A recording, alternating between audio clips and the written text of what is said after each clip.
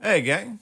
Welcome back to Dragon Ball Daily Draw and Review, the show where I, a lifelong Dragon Ball fan, attempt to read, watch, and review every chapter, episode, and movie in the Dragon Ball franchise in the order it was originally released in Japan.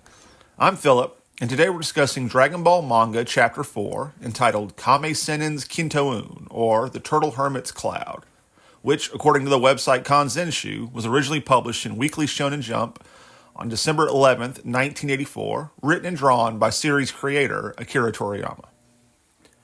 Picking up right where we left off at the end of the last chapter, the Sea Turtle returns with his master, Kame Sennin, riding on his back to reward Goku and Bulma for saving him.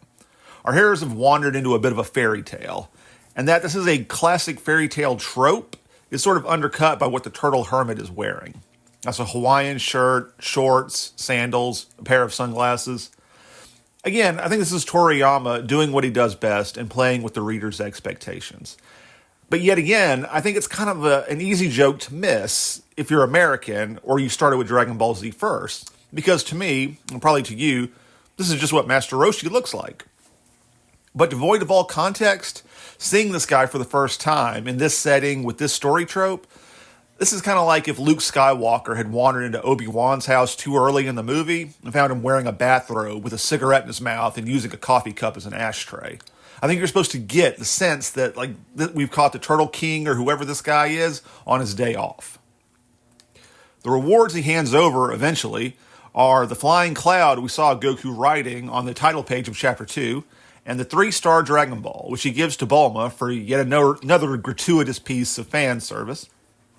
Yeah, this scene is messed up and not safe for work. And it's mostly just there for the TNA. I'm not going to lie. But in a storytelling sense, again, it works because it's Toriyama messing with your expectations. That this supernatural holy man is just kind of another horny old grandpa not only flips the script on a classic trope, but it grounds the character in something you see in the real world, giving the character a weight that makes him three-dimensional.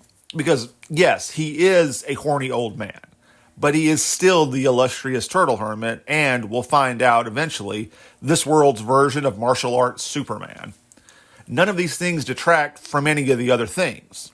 This story's wise old mentor is a pervert for the same reason its super strong hero is just some dumb kid, and his super smart co-star is just a vapid teenage girl.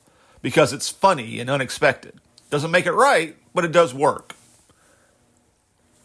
The flying cloud Son Goku receives is a reference to his namesake, the original Monkey King from Journey to the West, who was said to be able to ride on clouds. Actually, Goku's extending staff, the Nioibo, or Power Pole, I'm not sure how I'm saying that in Japanese, right? But is another example. Between those and his monkey tail, Goku finally has all the tropes of his namesake.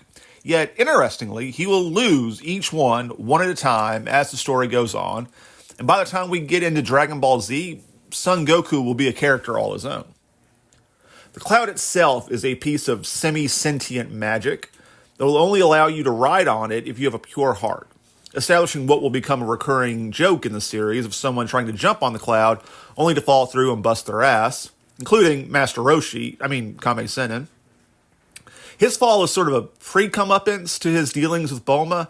And interestingly, as a side note, Goku finally pays for his curiosity about Bulma's body in the previous chapter later in this one. Bulma pulls out a machine gun and lets Goku have it. I'm still not sure if Goku surviving that assault is world building or just the story still relying on Bugs Bunny cartoon physics at this point. Probably a little from column A, a little from column B. Honestly, I'm glad to see Bulma finally dishing out some karma of her own instead of just taking it on the chin. Bulma mentions how narratively dissonant it is for the Turtle Man to have access to a flying cloud, and she is kind of right. Probably would have made more sense if he'd handed over that flying baby Gamera he has in a later chapter.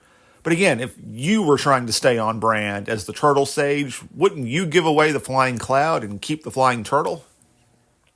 Honestly, though, that doesn't bother me near as much as the fact that Roshi has a Dragon Ball and doesn't know what it is. Now, to be clear, that doesn't cause a problem right now, because none of these people have any connecting backstories. They're just random people who keep bumping into each other because they each have a Dragon Ball. But a few chapters from now, a new backstory will be introduced for this character, and it will turn the Turtle Hermit into the Muten Roshi, the invincible master of martial arts. And it's also going to tie him into Goku's backstory with his grandpa and yet another Dragon Ball holder who trained with all of them. So you mean to tell me that Master Roshi, Grandpa Gohan, and Ox King all knew each other, trained with each other, and each had a Dragon Ball, and none of them knew what a Dragon Ball was? See, last time I praised Toriyama for his seat-of-the-pants storytelling style. This is the flip side of that equation. Luckily, it's something you don't really notice unless you go back and reread the series, but it is kind of a glaring problem for me. So we're 4 chapters in. We've already acquired 4 of the 7 Dragon Balls. One might get the sense that this story isn't going to evolve into a vast epic fantasy that takes years to reach its stated goal.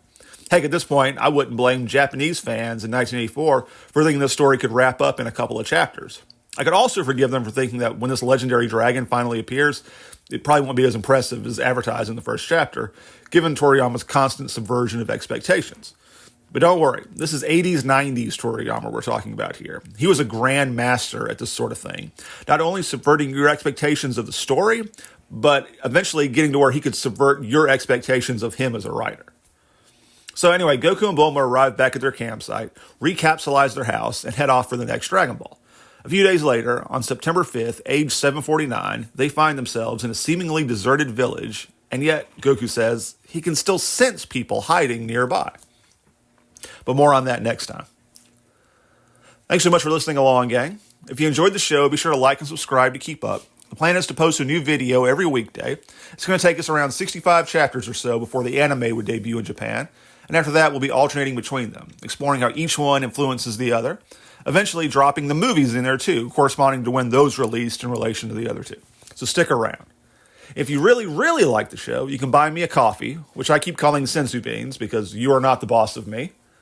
A big debt of thanks goes to the aforementioned Kanzanshu website, where the publication dates came from, and also to fellow YouTuber Mr. Fusion and their Dragon Ball dissection videos, and the Star Wars Minute podcast. Thanks again for watching, guys. See you back here tomorrow for Manga Chapter 5 on Dragon Ball Daily Draw and Review.